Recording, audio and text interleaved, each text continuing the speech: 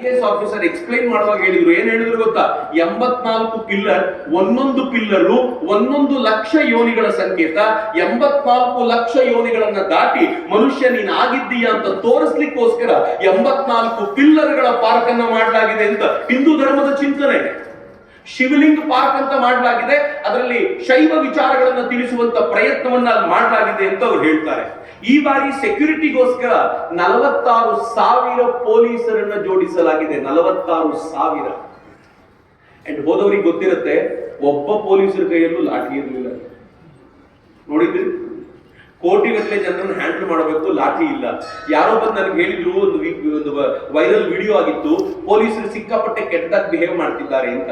ನಾನು ಸುಮ್ಮನೆ ಹೋಗಿ ಒಬ್ಬ ಪೊಲೀಸರನ್ನ ಕೇಳಿದೆ, ಸರ್ ಯಾವ ಪೂಲಲ್ಲಿ ಹೋಗ್ಬೇಕು ಅಂತ. ಅವ್ನು ಸೈಲೆಂಟ್ ಆಗಿ ನಿಂತ್ಕೊಂಡು ಪೂಲ್ ತೋರಿಸಿ ಕೊಟ್ಟ. ನನ್ನ ಜೊತೆ ಮತ್ತೊಬ್ಬ ಹುಡುಗರು 5-6 ಜನ ಇದ್ವಿ. ಒಬ್ಬೊಬ್ಬರು ಬಂದು ಅದೇ ಪ್ರಶ್ನೆ ವಾಪಸ್ ಕೇಳಿದ್ವಿ. ಕೇಳಿದ ಪ್ರತಿಯೊಬ್ಬರಿಗೂ ಅಷ್ಟೇ ಶಾಂತವಾಗಿ ಉತ್ತರಿಸಿ ಹಿಂಗ್ ಹೋಗಿ ಅಂತ ಹೇಳ್ತಿದ್ದ. ನಾನು ಆಮೇಲೆ ಕೇಳಿದೆ, ದಿನಕ್ಕೆ ಎಷ್ಟು ಜನ ಬರ್ಬೋದು ನಮ್ ತರ ಕೇಳಕ್ಕೆ? ಅವನಂದ, ನನಗೊಂದು 4 ಗಂಟೆ ಡ್ಯೂಟಿ ಇರುತ್ತೆ, ಈ 4 ಗಂಟೆ ಡ್ಯೂಟಿಯಲ್ಲಿ ಕನಿಷ್ಠ ಪಕ್ಷ 150 ಜನ ಕೇಳ್ತಾರೆ. 150 ಜನಕ್ಕೂ ಹಿಂಗೆ ಉತ್ತರ ಮಾಡ್ತೀರಾ ಅಂತಂದ್ರೆ ಅವ್ರು ಹೇಳ್ತಾರೆ, ಸರ್ ದೂರದಿಂದ ಜನ ಬಂದಿರ್ತಾರೆ, ಪಾಪ ನಾವಿಷ್ಟು ಮಾಡ್ಲಿಲ್ಲ ಅಂದ್ರೆ ಹೆಂಗೆ ಅಂತ. ನನ್ನದೇ ನಿಜವಾಗ್ಲೂ ಪೊಲೀಸರು ಅಥವಾ ಪೊಲೀಸರು ತರ ವೇಷ ಹಾಕಿದೀರು ಅಂತ. ಮೊದಲು ಕೋಪ ಬರೋದೇ ಪೊಲೀಸರಿಗೆ ಯಾವುದೇ ವಿಚಾರಕ್ಕೆ. ಆದ್ರೆ ಪ್ರಯಾಗದಲ್ಲಿ ಒಬ್ಬ ಪೊಲೀಸು ಕೋಪಿಸ್ಕೊಂಡಿದ್ ನೋಡ್ಲಿಲ್ಲ ರೀ.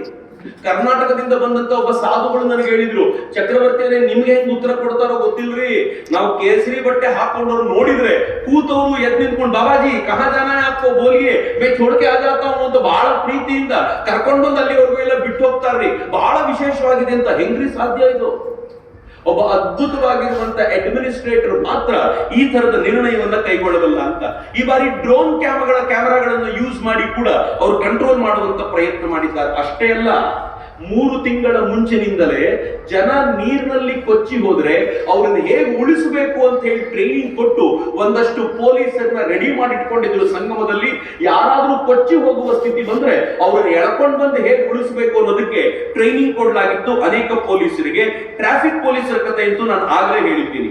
ಇನ್ನು ಕ್ಲೀನ್ಲಿನೆಸ್ ವಿಚಾರಕ್ಕೆ ಬಂದ್ರೆ 8 ಕೋಟಿ ಜನ ಹೋದ ಮರುದಿನ ಇಡೀ ಪ್ರಯಾಗ ಸ್ವಚ್ಛ ಸುಂದರ. ಮರುದಿನವೇ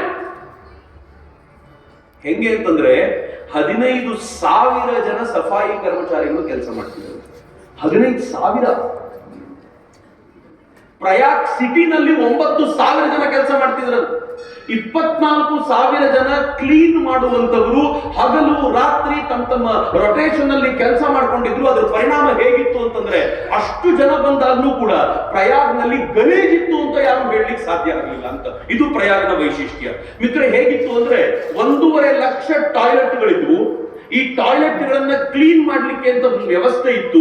ಅದಕ್ಕೆ QR ಕೋಡ್ಗಳನ್ನ ಹಾಕಿಟ್ಬಿಟ್ಟಿದ್ರು. ಅದರ ಆಧಾರದ ಮೇಲೆ ಅದು ಕ್ಲೀನ್ ಆಗಿದೆಯೋ ಇಲ್ವೋ, ಕ್ಲೀನ್ ಮಾಡಿದ್ದಾರೋ ಇಲ್ವೋ ಅಂತ ರೆಗ್ಯುಲರ್ ಅಪ್ಡೇಟ್ ತೆಗೆದುಕೊಳ್ಳಲಾಗ್ತಿತ್ತು. ಆದ್ರೆ ನಮ್ ಜನ ಕ್ಲೀನ್ ಆಗಿ ಇಟ್ಕೊಳ್ಳೋದು ಗೊತ್ತಿಲ್ಲ ಅಂದ್ರೆ ಏನ್ ಮಾಡಿಸೋಣ? ಅವರು ಕೊಳಕ್ ಮಾಡಿ ಬರ್ತಿದ್ರು. ಪಾಪ ಅದಾದ 1/4 ಗಂಟೆಗೆ ಯಾರಾದ್ರೂ ಹೋಗಿ ಕ್ಲೀನ್ ಮಾಡಿ ರೆಡಿ ಮಾಡಿ ಬರ್ತಿದ್ರು. ಈ ಎಲ್ಲ ಟಾಯ್ಲೆಟ್ ನ ಗಲೀಜ್ ಇರ್ತಿತ್ತಲ್ಲ, ಇದು ಮತ್ತೆ ನದಿಗೆ ಹೋಗ್ಬೇಕಲ್ಲ. ನದಿಗೆ ಹೋಗೋಕ್ಕಿಂತ ಮುಂಚೆ ತಾತ್ಕಾಲಿಕವಾಗಿ ನಿರ್ಮಾಣ ಮಾಡಬಲ್ಲಂತ STPಗಳನ್ನು ಹಾಕಿ, ಆ STPಗಳ ಮೂಲಕ ಇದನ್ನು ಕಳಿಸಿ ಅಲ್ಲಿ ಶುದ್ಧೀಕರಿಸಿ ನದಿಗೆ ಬಿಡ್ತಿದ್ರು. ಸೊ ದಟ್ ನದಿ ಗಲೀಜಾಗಬಾರ್ದು ಅನ್ನುವಂತ ಪ್ರಯತ್ನ ಮಾಡಲಾಗಿತ್ತು. ಇಡೀ ಕುಂಭಮೇಳದ ವೈಶಿಷ್ಟ್ಯ ಏನು ಅಂತಂದ್ರೆ, ಈ ಕುಂಭಮೇಳವನ್ನ ಪ್ಲಾಸ್ಟಿಕ್ ಫ್ರೀ ಮಾಡುವಂತ ಪ್ರಯತ್ನ ಮಾಡಿ, ಯಾವ ಪ್ಲಾಸ್ಟಿಕ್ ಅನ್ನ ಮರುಬಳಕೆ ಮಾಡಬಹುದು ಅಂತ ಪ್ಲಾಸ್ಟಿಕ್ ಗೆ ಮಾತ್ರ ಎಂಟ್ರಿ ಇತ್ತು. ಅದು ಬಿಟ್ಟು ಅನವಶ್ಯಕ ಪ್ಲಾಸ್ಟಿಕ್ ನೋಡ್ಲಿಕ್ಕೂ ಸಿಗ್ತದೆ. ಹೆಂಗ್ರಿ ಸಾಧ್ಯ ಇದು? ಮಿತ್ರ, ಇದು ಯಾರಿಗೆ ಸಾಧ್ಯ ಅಂತಂದ್ರೆ ಹಿಂದೂಗಳಿಗೆ ಮಾತ್ರ ಸಾಧ್ಯ ಅನ್ನುವಂತ ಬಹಳ ಹೆಮ್ಮೆಯ ಸಂಗತಿಯಿಂದ ನಾವು ಹೇಳ್ಬೋದು ಅಂತ. ಎಲ್ಲಕ್ಕಿಂತ ಚಂದ ಏನ್ ಗೊತ್ತೇನು, ನಂಗೆ ಯೋಗಿ ಆದಿತ್ಯನಾಥರನ್ನು ಕಂಡಾಗ ಹೆಮ್ಮೆ ಯಾಕೆ ಅಂತಂದ್ರೆ, ಅವ್ರ ಜೊತೆ ಇದ್ದ ಒಬ್ಬ ಮಿತ್ರ ನಂಗೆ ತುಂಬಾ ಚೆನ್ನಾಗಿ ಹೇಳ್ತಿದ್ದ. ಯೋಗಿ ಆದಿತ್ಯನಾಥರು ಒಮ್ಮೆ 3 ತಿಂಗಳ ಮುಂಚೆ ಅಲ್ಲಿ ಪರಿವೀಕ್ಷಣೆಗೆ ಅಂತ ಬಂದ್ರಂತೆ, ಹೆಂಗ್ ಕೆಲಸ ನಡೀತಿದೆ ಅಂತ. ಒಂದಷ್ಟು ಮಕ್ಕಳು ಆಟ ಆಡ್ತಿದ್ರಂತೆ ಈ ಪೆಂಡಾಲಗಳ ಹತ್ರ, ನೀರ್ ಹತ್ರ, ಅಲ್ಲಿ ಇಲ್ಲಿ. ಇವ್ರು ಕೇಳಿದ್ರಂತೆ, ಯಾರ ಮಕ್ಕಳು ಇವರು? ತಕ್ಷಣ ಅವರಂದ್ರಂತೆ, ಸರ್ ಇವೆಲ್ಲ ಇಲ್ಲಿ ಕೆಲಸ ಮಾಡ್ಲಿಕ್ಕೆ ಬಂದಿದಾರಲ್ಲ ಈ ಸಫಾಯಿ ಕರ್ಮಚಾರಿಗಳು, ಅವರೆಲ್ಲ 45 ದಿನ ಯಾರು ಇಲ್ಲೇ ಇರ್ತಾರೆ, ಅವ್ರ ಮಕ್ಕಳು ಅಂತ. ಇವ್ರು ಕೇಳಿದ್ರಂತೆ, ಒಂದು ಸ್ಕೂಲು ಇಲ್ಲ, ಏನೂ ಇಲ್ಲ. ಇವ್ರ ಕೆಲ್ಸಕ್ಕೆ ಬಂದಾಗ ಇವ್ರ ಜೊತೆ ಬಂದ್ಬಿಟ್ಟಿದ್ದಾರೆ, ಬೇರೆ ಬೇರೆ ಕಡೆಯಿಂದೆಲ್ಲ ಬಂದ್ಬಿಟ್ಟಿದ್ದಾರೆ, ಏನೂ ವ್ಯವಸ್ಥೆ ಇಲ್ಲ ಅಂದಾಗ ಯೋಗಿ ಆದಿತ್ಯನಾಥ್ ಏನ್ ಮಾಡಿದ್ರು ಗೊತ್ತಾ? ಬೇರೆ ಬೇರೆ ಸೆಕ್ಟರ್ಗಳಲ್ಲಿ ಅಖಾಡಗಳ ನಡುವೆ ಒಂದು ಪುಟ್ಟ ಪುಟ್ಟ ಸ್ಕೂಲ್ಗಳನ್ನು ಓಪನ್ ಮಾಡಿ ಈ ಮಕ್ಕಳ ಎಜುಕೇಶನ್ಗೆ ಆ 45 ದಿನ ಅದರ ಹಿಂದಿನ 1 ತಿಂಗಳು ತೊಂದರೆ ಆಗದಂತೆ ಸ್ಕೂಲ್ ನಿರ್ಮಾಣ ಮಾಡಿ ಟೀಚರ್ ವ್ಯವಸ್ಥೆ ಮಾಡಿ ಕೊಟ್ಟಿದ್ದಿದೆಯಲ್ಲ, ಅದಿನ್ಯಾರ ತಲೆಗೆ ಬರ್ತಿರ್ಲಿಲ್ಲ. ನಾವೆಲ್ಲ ಇರೋ